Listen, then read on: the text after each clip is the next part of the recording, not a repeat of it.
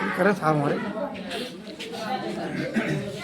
साथियों, जैन निवासी मैं संदीप यादव, जिला अध्यक्ष राष्ट्रीय पीड़ा पर मोर्चा जनपद संत कबीर। आज आप लोगों के बीच में मैं बस्ती से चल के आया हूँ, तो आप लोगों से कुछ बात करने के लिए आया हूँ। बात क्या है? बात है बहुजन समाज की समता की। बहुजन समाज में समता कैसे आए, हम लोग आपस में संगठित कैसे हों, यही मेरा मुद्दा होगा। लेकिन सबसे पहले हम बात करेंगे कि हमारे समाज में बहुजनों के 16,000 संगठन हैं और 16,000 पार्टियां हैं। तो फिर 16,000 संगठन और 16,000 पार्टियों के होने के बावजूद बाम सेब की क्या जरूरत? एक सवाल होता है अपने आप से, हमारे समाज के लोगों से एक सवाल है और मुझसे भी यह सवाल है कि बाम सेब की क्या जरूरत है अगर 16,000 संगठन पहले से ही मौजूद है अगर हमारे समाज में, और इसके साथ साथ 1600 पार्टियां भी बहुजनों की मौजूद हैं, तो फिर बाम सेब की क्या जरूरत है? तो साथियों, सबसे पहले आप लोगों को मैं बताना चाहूँगा कि बाम सेब जो है क्या काम करता है? व्यवस्था परिवर्तन के लिए सतत अग्रसर है। तो व्यवस्था अगर परिवर्तन की अगर हम बात करें तो व्यवस्था सबसे पहले जानना पड़ेगा ना, व्यवस्था क्या है। तो सबसे पहले जो व्यवस्था हमारे समाज की है, ये व्यवस्था है ब्राह्मणवाद। ब्राह्मणवाद क्या होता है? छुआछूत, भेदभाव, जाति पात, अस्पृश्यता, मतलब असमानतावादी व्यवस्था है ब्राह्मणवाद। और ब्राह्मणवाद को यूं कह सकते हैं मनुवाद। मनुवाद मतलब मनुस्मृति राज। आज से जब संविधान लागू नहीं था, आज हम लोग भारतीय संविधान के साये में जी रहे हैं, तो इतना अत्याचार और इतना मतलब कुरीतियों का सामना करना पड़ रहा है। तो जब हमारे समाज में संविधान नहीं था, तो इससे पहले कौन संविधान चलता था? मनु का विधान, जिसको बोला जाता है मनुस्मृति। मनुस्मृति के तहत ये देश चलता था। मनुस्मृति के तहत समाज के लोगों को हाँका जाता था। मनुस्मृति का मतलब बड़ व्यवस्था। बड़ व्यवस्था आप लोग सुने भी होंगे और आज मैं संक्षिप्त में उसकी चर्चा भी करूंगा। बड़ व्यवस्था क्या होता है? समाज में 4 बड़ बनाए गए मनुस्मृति के अकॉर्डिंग। 4 बड़ में ब्राह्मण फर्स्ट पे, क्षत्रिय सेकंड नंबर, वैश्य थर्ड नंबर और शूद्र फोर्थ नंबर। ये 4 बड़ हमारे समाज में बनाए गए। चारों बड़े बड़ों के कर्म और अधिकार निर्धारित किए गए हैं। और ये हमने बीए के समाज शास्त्र में हमने ये पढ़ा है, हमारे प्रोफेसर साहब ऐसा पढ़ाए हैं, जो आज मैं आप लोगों के सामने वो बात रखने वाला हूँ कि हमारे प्रोफेसर लोग क्या क्या पढ़ाए चले जाते हैं और हम लोग क्या क्या पढ़े चले जाते हैं। तो बड़ व्यवस्था के तहत बताया गया था कि ब्राह्मण क्या कैसे पैदा हुआ, उसकी उत्पत्ति कैसे हुई? ब्रह्मा के मुख से। किससे? ब्रह्मा के मुख से ब्राह्मण की उत्पत्ति होती है और भुजाओं से क्षत्रिय की उत्पत्ति होती है। और हमारे यानी जांग से उदर और जांग से किसकी पैदावार होती है? वैश्य की पैदावार होती है। और पैर से किसकी होती है? शूद्र की। आज आप लोग कल्पना करिए, इस वैज्ञानिक युग में आज हमें यह बताया जा रहा है कि ब्रह्मा के मुख से ब्राह्मण पैदा होता है। तो शायद आज ये बात हमारे आपके बीच में ये अशोभनीय भी है और इससे बड़ी घटिया बात कुछ हो ही नहीं सकती है कि जो संतानोत्पत्ति की तरीका है, हर चीज एक सिस्टम होता है, उस सिस्टम के तहत होता है। लेकिन ब्राह्मणों ने इस देश को इतना गर्त में पहुंचा दिया अपने बड़ व्यवस्था और अपने मनुस्मृति के अकॉर्डिंग कि ब्रह्मा के मुंह से बच्चा पैदा करा दिया, यानी ब्राह्मण को पैदा कर दिया। इतनी महामूर्खता की हद भी होती है। तो इस मूर्खता पूर्ण तर्क में वो लोग हमारे समाज को हाँकते हैं और हम लोग हाँकते चले आए उनके। क्षत्रिय भुजा से पैदा हुआ, वैश्य उदर से पैदा, जांग से पैदा हुआ, और शूद्र क्या होता है? पैर से पैदा हुआ।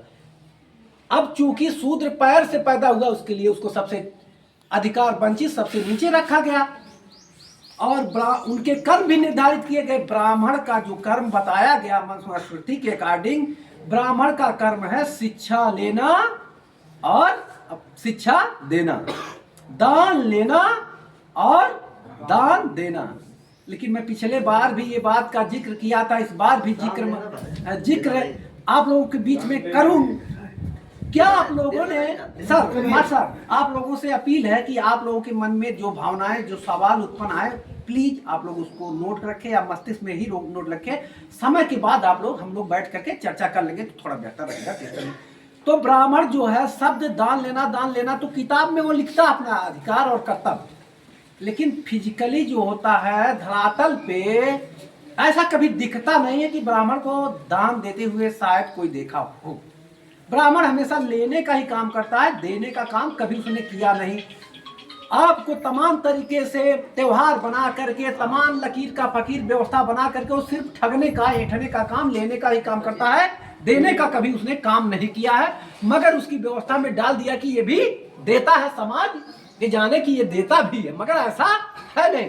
अगर है तो आप लोग बताएं कभी ब्राह्मण के हाथ से दान मिला हो तो बताएं। ब्राह्मण दान देता नहीं, शिक्षा लेगा और शिक्षा देना, तो अपने समाज के लोगों को शिक्षा दिया, अपने समाज के लोगों को शिक्षा दिया।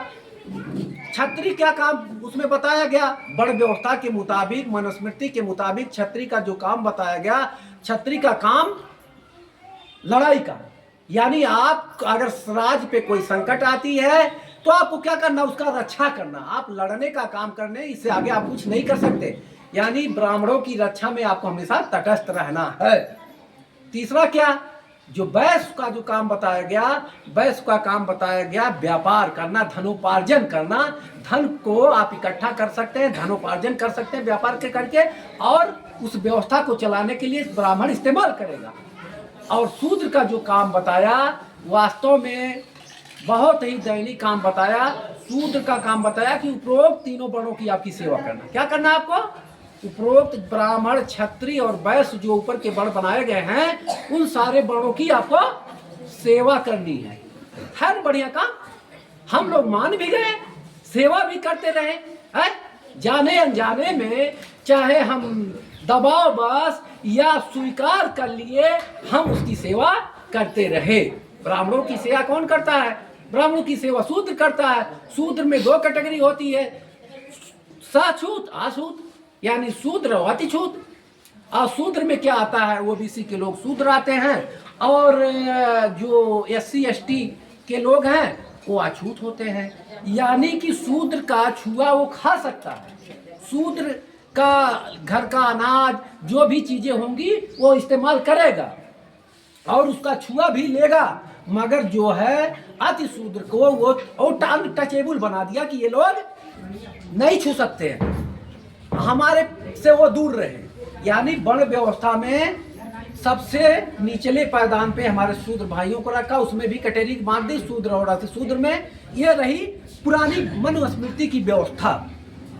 तो साथियों, मनुस्मृति के अकॉर्डिंग क्या क्या दिन हमको नहीं देखने पड़े।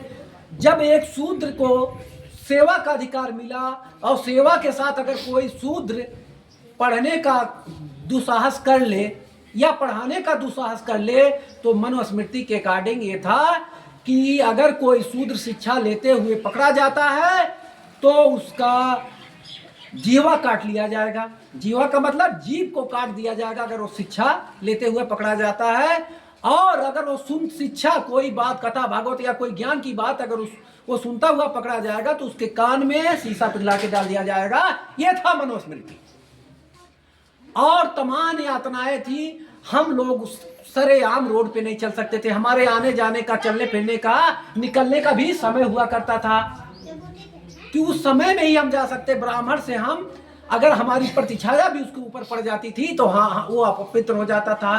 तमाम लकीर की फकीर का उसने व्यवस्था बनाया। मैं इन सब विषयों पे बहुत जाना नहीं चाहता, मैं शॉर्टकट में इस बात को जाना कि हमारे और भी वक्ता वकील साहब हैं और हमारे भास्कर जी हैं, तो आप लोग विस्तार से बताएंगे। मैं थोड़ा नई व्यवस्था पे चर्चा करता हूं, जो वर्तमान में हमारी व्यवस्था चल रही है उस व्यवस्था की मैं थोड़ा चर्चा करूंगा। देखिए, ये तो रही मनुस्मृति की व्यवस्था। प्राचीन काल में तमाम तरीके से हमारे लोग प्रताड़ित किए गए, तमाम तरीके से उनका शोषण हुआ, हर तरीके से वो अपमानित हुए, और वो इतिहास उसका बहुत लंबा है, उस इतिहास में मैं नहीं जाना चाहूँगा। लेकिन मैं आज वर्तमान व्यवस्था पे चर्चा करने आ रहा। आज वर्तमान व्यवस्था क्या है, आज भी मनुस्मृति है अप्रत्यक्ष रूप से। आप कहिए कैसे मनुस्मृति है? मनुस्मृति EVM रूपी मनुस्मृति है। क्या है? ईवीएम रूपी मनुस्मृति है। जैसे कहा जाता है कि बाबा साहेब ने प्रतिनिधि चुनने का अधिकार दिया और प्रतिनिधि बनने का अधिकार दिया। यह सबसे सारे अधिकारों में सबसे महत्वपूर्ण अधिकार है। सारे अधिकारों में सबसे महत्वपूर्ण अधिकार है। आप खुद प्रतिनिधि के रूप में जनता के बीच में जा सकते हैं या आप अपने वोट के जरिए जनप्रतिनिधि चुन सकते हैं। तो मेरा एक सवाल है, आज ईवीएम रूपी मनुस्मृति में क्या ये आपको प्रतिनिधि चुनने का अधिकार है? नहीं है। नहीं कैसे है, मैं थोड़ा आपको उस पर चर्चा करता हूं। आप पहले वोट डालते थे जब बैलेट पेपर हुआ करता था। मैं छोटा था मगर वोट डालने के लायक हो गया था। 18 साल 20 साल की अवस्था थी तो हम लोग बैलेट पेपर पे वोट डाला करते थे। पहले क्या होता था, एक कोई कागज हमको दिया जाए, उसको थोड़ा सा वोट नहीं हो तो कोई बात नहीं। पहले हम लोग ईवीएम से पहले बैलेट पेपर पे वोट डालते थे। सबसे पहले ऐसे हमको एक मोहर मिलती थी, वहां से आई रखा जाता था। हम लोग उसको ऐसे, आप सारे लोग मारे होंगे इसमें बैठे हुए मैक्सिमम लोग बैलेट बॉक्स का उपयोग। देखिए हमारे साहब ने दिया, देखिए ऐसे बैलेट पास हुआ करता था। हम सारे लोग यहाँ देखते थे, इसमें हमारा कौन सा निशान है जिसको हम चुनने आ रहे हैं। जैसे किसी ने चुना किसी को हाथी वोट देना, तो हाथी ढूंढेगा ना। किसी साइकिल का निशान चुनना है तो साइकिल चुनेगा ना। किसी को फूल चाहिए तो फूल चुनेगा। वो अपने स्वेच्छा से ऐसे आंखों से देखता था किसके सामने साइकिल है, किसके सामने हाथी है। उस जिसको मारना होता था ऐसे मारता था। अब जैसे उसने मारा और उसको देखा कि जिसको मैंने वोट देना था उसको दे दिया, वो संतुष्ट हो गया। उसके बाद उसने क्या किया, यूं फोल्ड किया, ऐसे फोल्ड किया। इसके बाद यूं फोल्ड किया और संतुष्टि बस ये बैलेट पेपर में लाके डाल दिया।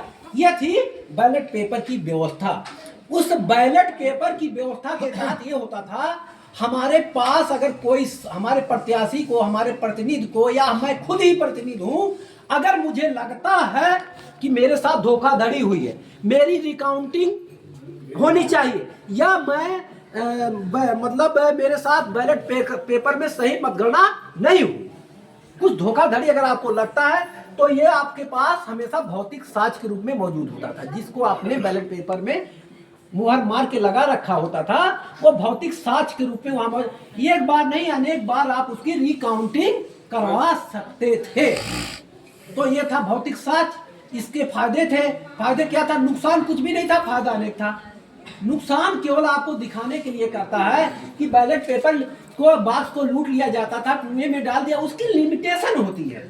अगर भारी पैमाने पे गड़बड़ी होती है, लूटा जाता है बैलेट पेटियों को, तो चुनाव रिजेक्ट कर दिया जाता था। दो चार बूथ लूटने से कुछ होने वाला नहीं होता था।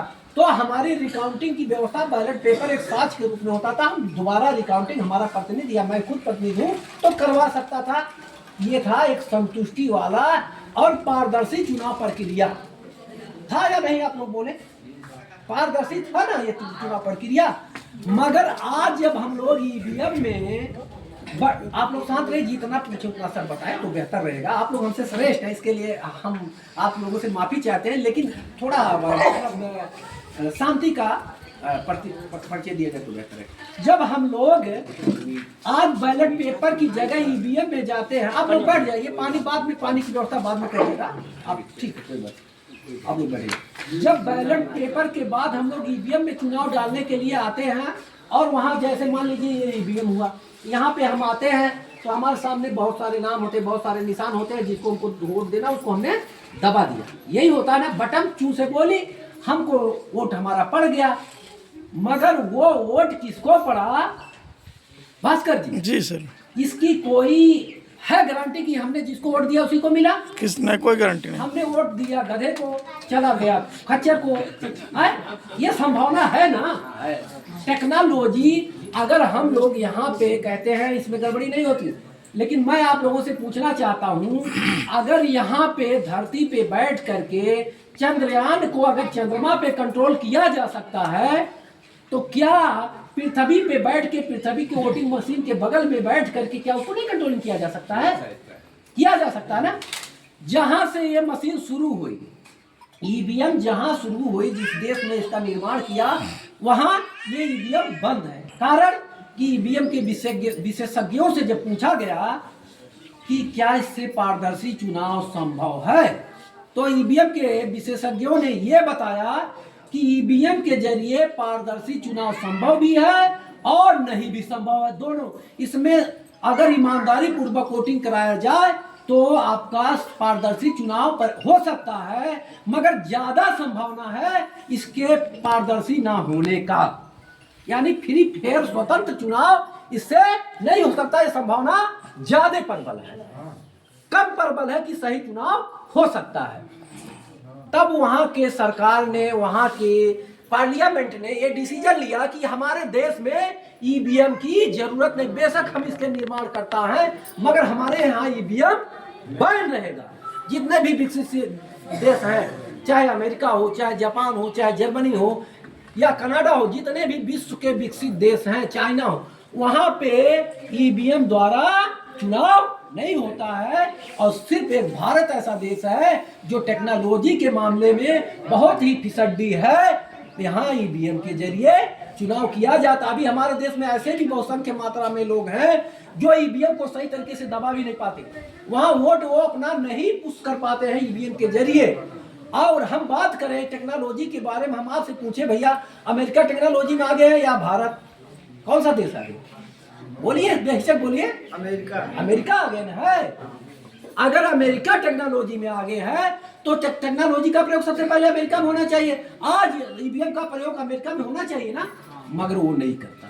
वो नहीं करता क्योंकि उसको पारदर्शिता चाहिए, उसमें पारदर्शिता संभव नहीं है, क्योंकि तमाम गड़बड़ियां की जा सकती है, बड़े पैमाने पर गड़बड़ी की जा सकती है। हमारा सुप्रीम कोर्ट भी मानता है कि ईवीएम के जरिए फ्री फेयर पारदर्शी चुनाव नहीं कराया जा सकता है, फ्री फेयर एंड ट्रांसपेरेंट चुनाव नहीं कराया जा सकता है। इसलिए अमेरिका जैसे विकसित देश और टेक्नोलॉजी में उन्नत होने के बाद भी वहां पे चुनाव बैलेट बॉक्स के जरिए कराया जाता है। ऐसे विश्व के बहुत सारे जो टेक्नोलॉजी जहां उन्नत है उन सारे देशों में बैलेट बॉक्स का प्रयोग किया जाता है। हमारे भारत में बैलेट बॉक्स के जरिए, बैलेट बॉक्स की जगह ईवीएम का प्रयोग किया जाता है, क्योंकि आज वर्तमान की ईवीएम मनुस्मृति है। आप वोट देंगे और किसी और को जाएगा, किसी और को, तो आप जिसको चुनना चाहते हैं, जो सरकार आप बनाना चाहते, क्या ये संभव है? तो क्या हुआ? आपको पहले क्या क्या वोट नहीं देने देता था, आपके पास कोई अधिकार नहीं हुआ करता था। आज जब आपको अधिकार मिला प्रतिनिधि चुनने का, वोट देने का, प्रतिनिधि बनने का अधिकार मिला ना, तो उसको उसने ईवीएम के जरिए खत्म किया। हमारे समाज के बहुत सारे लोग कहते हैं कि ईवीएम तो बहुत बढ़िया है, ईवीएम कैसे घोटालाबाजी हो जाती है। अरे भैया, हम कहते हैं अगर ईवीएम बढ़िया है, उसको लगता कि बढ़िया है, तो एक बार वो समझे कि ईवीएम से हम जीत रहे हैं, तो उसको हटा दीजिए, बैलेट पेपर से वोट करके देख ले। अगर बढ़िया है, उसको भरोसा भी है कि ईवीएम बढ़िया है, तो काहे उसे जीत कर रखा है? एक बार हटा दे ईवीएम से, वो जीत रहा था, इससे भी जीत जाएगा जब बढ़िया है। मगर इतना आंदोलन हो रहा है, इतना लोग विरोध कर रहे हैं, वाम सेब के लोग दिन रात उसी के पीछे पड़े हुए हैं, ईवीएम हटाने के पीछे, मगर उसका जू नहीं रेंग रहा है। क्यों? क्योंकि उसको घोटालेबाजी करनी है। ये तो रही ईवीएम रूपी और मनुस्मृति। और कहाँ लागू है? अगर हम आज आप लोगों से पूछते हैं, सरकार के 4 स्तंभ होते हैं, कार्यपालिका, व्यवस्थापिका, कार्यपालिका, न्यायपालिका और मीडिया। व्यवस्थापिका में हमारे कितने लोग हैं? SC ST OBC कितने लोग हैं जो अपने खुद की पार्टी से चुन के गए हैं? नागेड़ के बराबर है, बहुत कम है, बहुत कम है। जब व्यवस्थापिका में नहीं तो कार्यपालिका में होंगे कैसे है? और अगर हम आगे की बात करें न्यायपालिका में, तो मैं अपने समाज के लोगों से पूछना चाहता हूं, खासकर अपने OBC भाइयों से पूछना चाहता हूं कि हमारे न्यायपालिका में, सुप्रीम कोर्ट में कितने यादव भाई जज हैं? बोले कोई भाई। कितने चौधरी भाई जज हैं?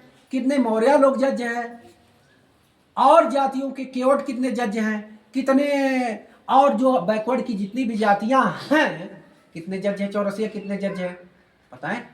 कितने प्रजापति जज हैं? कितने कुंभार जज हैं? कितने संख्या मालूम है? नगैड़ है, ना के बराबर।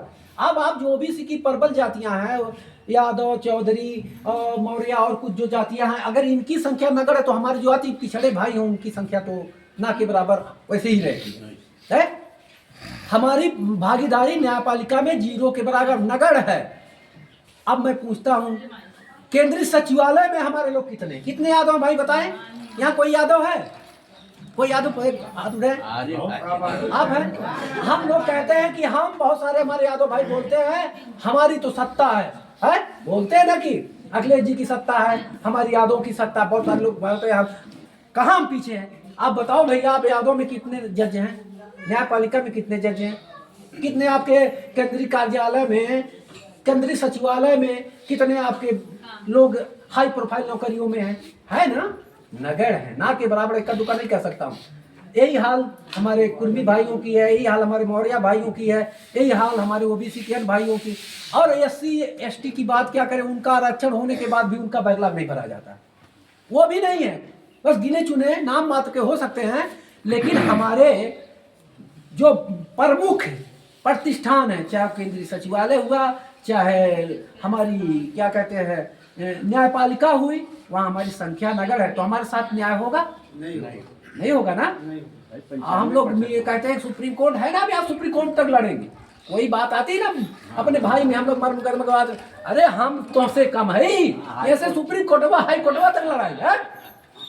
अरे भैया भूल जाइए सब बातें, आपका कोई है ही नहीं है तो आपका वहां न्याय मिलेगा कैसे? है कुछ नहीं मिलने वाला है, क्योंकि आपका कोई है ही नहीं। और अंग्रेज क्या कहते थे, जब अंग्रेज का शासन था, अंग्रेज बोला करते थे कि ब्राह्मणों में न्याय चरित्र नहीं होता, इसलिए ब्राह्मण न्यायाधीश नहीं हो सकता।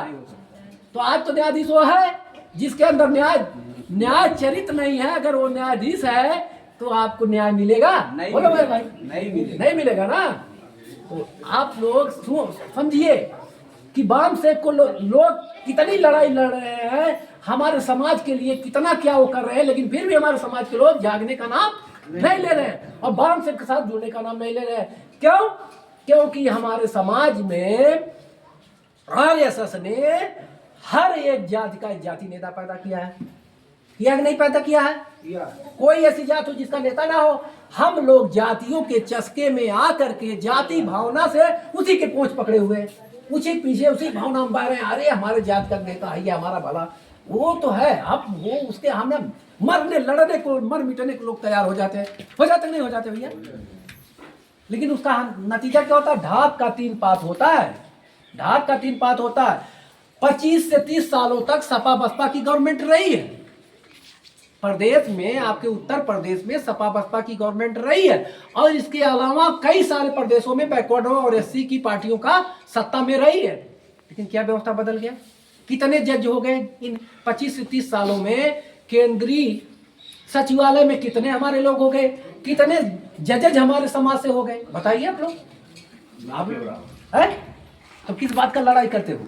लड़ाइया किस बात को करते हो? लड़ाइया तो करते हैं हमारे समाज के लोग। बहुरिया हम तो सपा को ही देंगे, इस बार हम तो बसपा को ही देंगे। कोई कहता है आपकी हम पल्लवी पटेल को देंगे, ऐसे ही बोला जाता है ना। हम तो ये हमारे राजभर नेता हैं, ओम प्रकाश जी का तो कुछ कहना नहीं, वो तो किसी भी तरफ लुढ़क जाते हैं। तो कोई उनके पीछे तो मतलब मैं किसी की बुराई नहीं, जो जाति नेता हमारे समाज में पैदा हुए हैं यही सारे सत्यानाश की जरिया हैं। इस चीज को आप लोग जब गहराई तक सोचिएगा तब आप लोगों को पता चलेगा कि ये सत्यानाश किस तरीके से कर रहे हैं हमारे आपकी जाति भावना का फायदा उठा करके। क्योंकि हम लोग जातियों में बटे हुए हैं, जाति भावना से हम लोग ग्रसित हैं, और जाति भावना से ग्रसित है इसीलिए ऊंच नीच भेदभाव हर अत्याचार सह रहे हैं। अगर 85 के लोग एक हो जाएं तो बाबा साहब ने कहा था 1956, आज देख 1956 से कितना दिन हो गया? तकरीबन 50 साल से ऊपर हो गया, 70-75 साल हो गया। उस समय वो बोले थे, उस समय इस एकता को भांप गए थे कि जिस दिन एससी एसटी ओबीसी यानी हमारे माइनॉरिटी 85 के लोग अगर इकट्ठा हो गए तो गोविंद बल्लभ पंत जैसा ब्राह्मण जो उस समय उत्तर प्रदेश का चीफ मिनिस्टर हुआ करता था, उसको हमारे जूते की फीते को बांधने में बाबा साहब ने आज से 70 साल पहले उनको ये अनुभव हो चुका था। मगर आज हम 70-75 साल बीतने के बाद भी ये हम नहीं सोच पा रहे हैं कि जिस दिन एससी एसटी ओबीसी जिस तरीके से बटे हैं और जिस दिन हम लोग एक हो गए तो ये ब्राह्मण जो आपको आपके लिए पग पग पे अत्याचार खड़ा करता है, पग पग पे बधाई खड़ा करता है। वास्तव में वो दिन दूर नहीं कि आपका जूता का फीता बांधने में वो गर्व ना महसूस करे, वो दिन दूर नहीं। सिर्फ हम लोग जाग जाए, हम लोग संगठित हो जाए, इतना ही हम लोग कर लें। तो साथियों, बहुत सारी बातें हमारे समाज के साथ बहुत अन्याय हो रहा है। आज लोकतंत्र है, लेकिन इस लोकतंत्र कहने के लिए है, वास्तविक रियल लोकतंत्र नहीं है। जो रियल लोकतंत्र होता है वो रियल लोकतंत्र नहीं है। हमारे साथ बहुत भेदभाव हो रहा है। मैं एक दो पॉइंट करके आप लोगों को बताऊंगा। मीडिया पे हमने चर्चा किया नहीं, मीडिया में आपके नगण्य लोग हैं, अरे 100% वो ही है ना। आज बताइए, हिंदुस्तान नहीं, हम बल्कि भारत की आजादी का सबसे बड़ा आंदोलन 22 फरवरी को आपके इसी देश में हुआ। आप लोगों को पता है? नहीं पता है ना? आखिर क्यों नहीं पता है? 10 लाख लोगों का महामोर्चा आरएसएस कार्यालय का घेराव किया। मोहन भागवत पहले ही आरएसएस कार्यालय छोड़ के भाग गया, 2-4 दिन पहले ही वो गायब हो गया वहां। इतना बड़ा मोर्चा है और उसके बाद आपको पता ही ना हो, तो ये दुर्भाग्य की बात है ना दुर्भाग्य की बात। क्यों? क्योंकि आपके लोग मीडिया में नहीं हैं। जो क्या करता है, जग जागृति का काम करता है, पब्लिसिटी का काम क्या करता है, मीडिया करता है। मगर हमारे लोग नहीं है, तो हमारे मुद्दों को दबा दिया जाता है? अगर हमारी मीडिया होती, अगर उसकी एक कहीं जग होती है, कथा भागवत होता है, तो मीडिया कवरेज कर जाता है। और 10 लाख लोग जो लोकतंत्र की रक्षा के लिए, संविधान की रक्षा के लिए, अभिव्यक्ति की आजादी के लिए 10 किलोमीटर का महामोर्चा लेकर के जाते। 10 किलोमीटर लाइन नहीं टूटी थी, उसमें मैं भी शरीक था, ये भी शरीक थे। बहुत सारे मूल निवासी लोग वहां गए थे। तकरीबन जो संख्या हम अंदाजन बता चुके, वहां कोई गिन नहीं सकता है। 10 लाख प्लस की संख्या गई थी। मैं रिकॉर्ड किया हूँ सारा, अभी बाद में आप लोगों को मैं दिखाऊंगा। तो मीडिया की ये खेल चल रहा है। मीडिया उसमें नहीं थी। गलत को सही साबित कर दे, मीडिया का काम है, वो गलत को सही साबित कर देता है, सही को गलत साबित कर सकता है। इसलिए आप लोग मीडिया के गुमराह में ना आए, उसके बहकावे में ना आए। वो हमेशा मूल निवासियों के सत्यानाश के बारे में ही खबरें छापता है, मूल निवासियों के आबादी के बारे में, उसके हक अधिकार के बारे में, संविधान के बारे में, लोकतंत्र के बारे में, लोकतंत्र की रक्षा, लोकतंत्र बड़ा कैसे हो, लोकतंत्र प्रबल कैसे हो और लोकतंत्र की भागीदारी कैसे बढ़े, इसको कभी नहीं खबरें छापता है। मूल निवासी की समस्याएं क्या है, मूल निवासी SC ST OBC की समस्या कभी कवरेज करता हो? नहीं। क्यों करेगा? क्योंकि ब्राह्मण बनिया मीडिया गठजोड़ है। ठीक है, तो हम लोग बहुत आज नए मनुस्मृति के नियम में बंध करके नया स्मृति का हमारे बीच में चल रहा है। इस तरह बहुत समस्याएं हैं। तो साथियों, चूंकि समय बहुत हो गया है और थोड़ा हम लोग विलम्ब से भी आए, तो मैं चाहूँगा कि हमारे बीच में बहुत ही वक्ता साथी हैं, तो मैं आज अपना समय, आगे का समय मैं आप वक्ताओं को, विद्वान वक्ता हमारे वकील साहब हैं और हमारे भास्कर साहब हैं, मैं चाहूँगा कि अपना समय आगे का मैं आप लोगों को ही समर्पित करूँ। तो आदरणीय भास्कर जी, आप लोगों की जोरदार तालियों के बीच में आएंगे, आप अपनी बात को रखेंगे। तो जी भास्कर सर आए।